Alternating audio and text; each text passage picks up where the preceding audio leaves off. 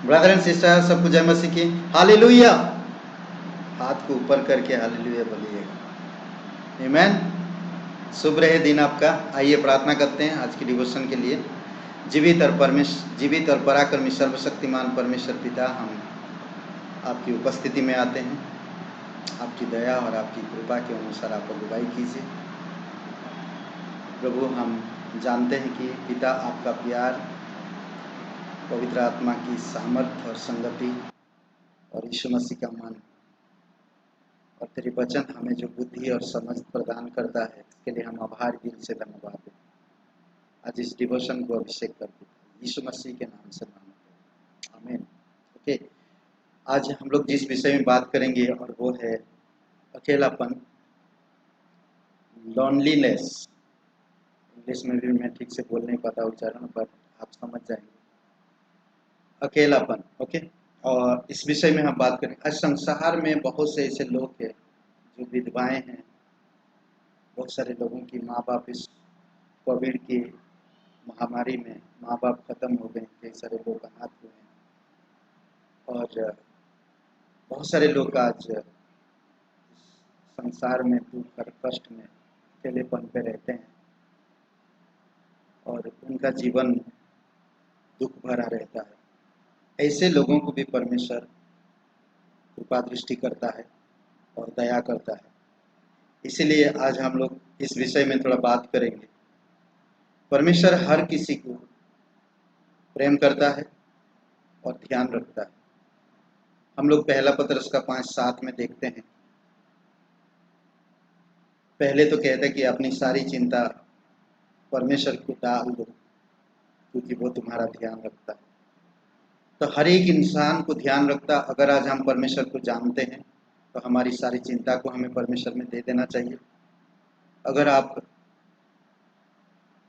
अकेले हैं और आप किसी का हस्बैंड नहीं है, कोई हस्बैंड है तो वाइफ नहीं है, कोई बच्चों की माँ बाप नहीं है, तो ऐसे में आप सच्चे परमेश्वर को आप याद कर सकते हैं। जो परमेश्वर आपसे बहुत प्यार करता है, आकाश और पृथ्वी बनाया और हम सभी लोगों को बनाया, वो आपसे बहुत प्यार करता है।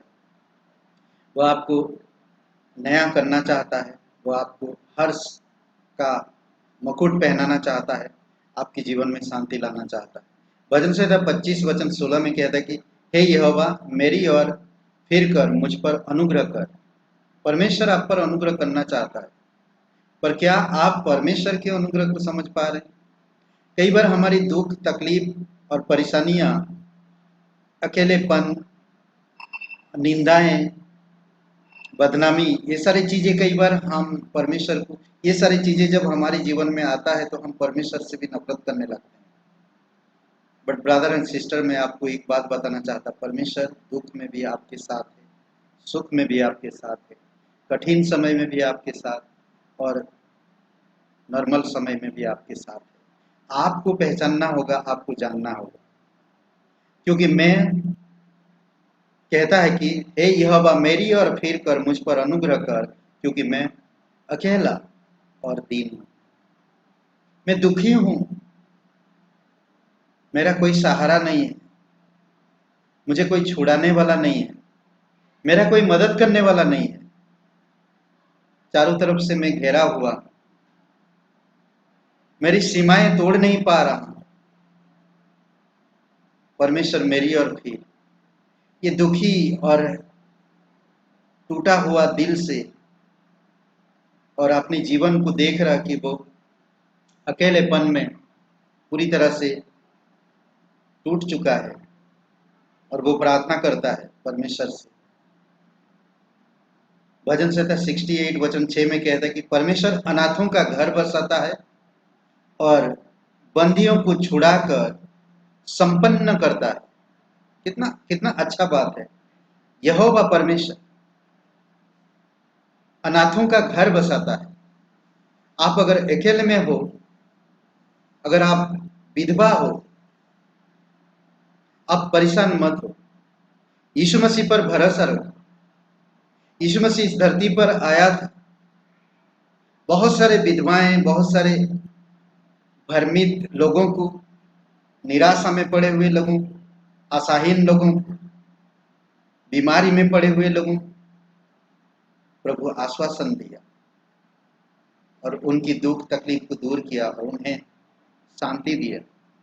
आज आप भरोसा कर सकते हैं परमेश्वर पर। अद्भुत बात कहता है, वो बंदियों को छुड़ाकर संपन्न करता है, परंतु हठीलों को सुखी भूमि पर रहना पड़ता है।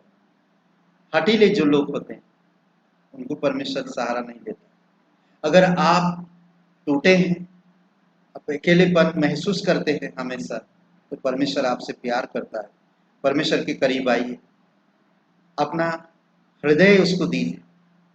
आपके जीवन का रक्षक वही है, आपके जीवन को सही मार्ग में अगुवाई करेगा, आपको शांति, आश्वासन और आपको इस धरती पर खुशी से संपन्न करेगा और आपको अगुवाई करेगा। अद्भुत बात है। दूसरा तीमुथियुस का वचन में कहता है, 4 अध्याय 9-10 वचन में, मेरे पास शीघ्र आने का प्रयत्न कर, क्योंकि देमास ने इस संसार को प्रिय जानकर मुझे छोड़ दिया। देमास जेल के अंदर, पौलुस जेल में है। सोचिए कि जेल में जो इंसान रहता है, बंदी में, कैसा महसूस होता होगा। आप और मैं समझ नहीं सकते। अकेला है, चारों तरफ कैदी है, हर प्रकार की बुराई करके अंधा है और हम भी उस कैदी में। सोचिए वो इंसान के विषय में। नीति वचन का 19:4 कहता, धनी के तो बहुत से मित्र हो जाते हैं, परंतु कंगाल के मित्र भी उसे अलग हो जाते हैं। धनी लोग जो होते हैं उनके पास बहुत मित्र होते हैं, क्योंकि उनके पास धन है। धन के कारण उनके पास आते हैं कि उन्हें कुछ मिल जाए। बहुत सारे लोग आज ऐसे सोचते हैं, मुझे उनसे कुछ मिल जाए, इसीलिए हम उनके पास जाते हैं, उनके मित्र बनना चाहते हैं।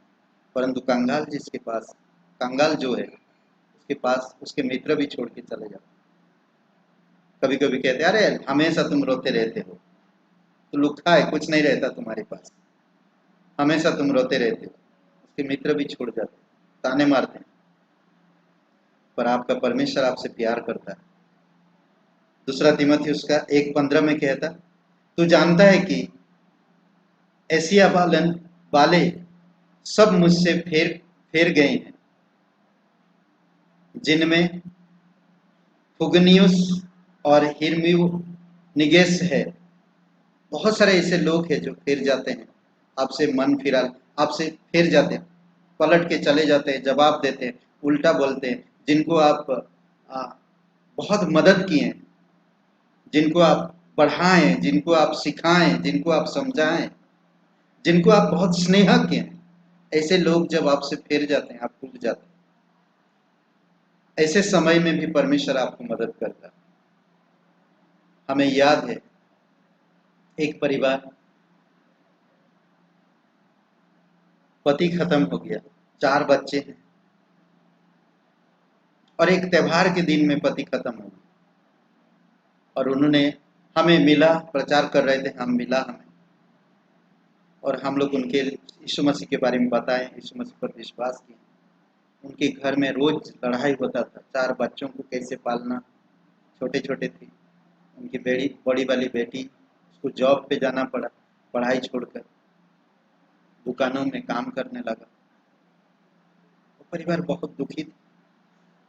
आज वो परिवार परमेश्वर की आराधना करते हैं, सारे बच्चे बड़े हो गए, प्रभु की आराधना करते हैं।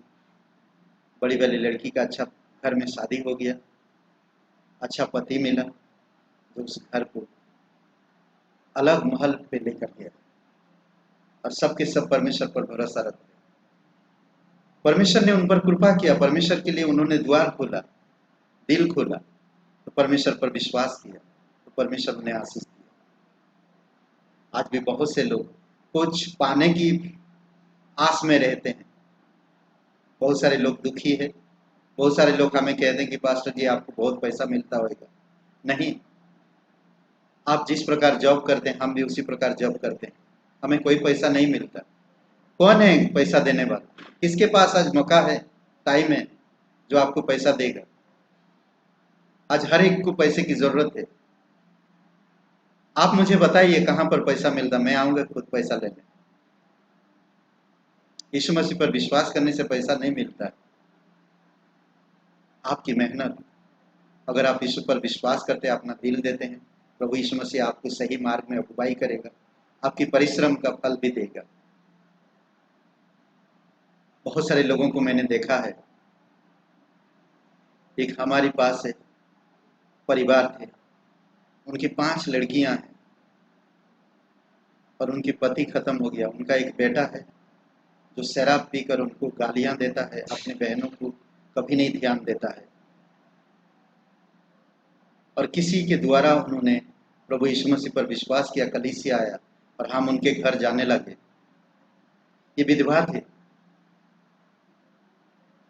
सोचिए, 5 बेटी बड़ी बड़ी हो गए, खाने पीने का कोई कमी नहीं था, पर घर में बच्चे बड़ी हो गए, शादी नहीं हो रहा।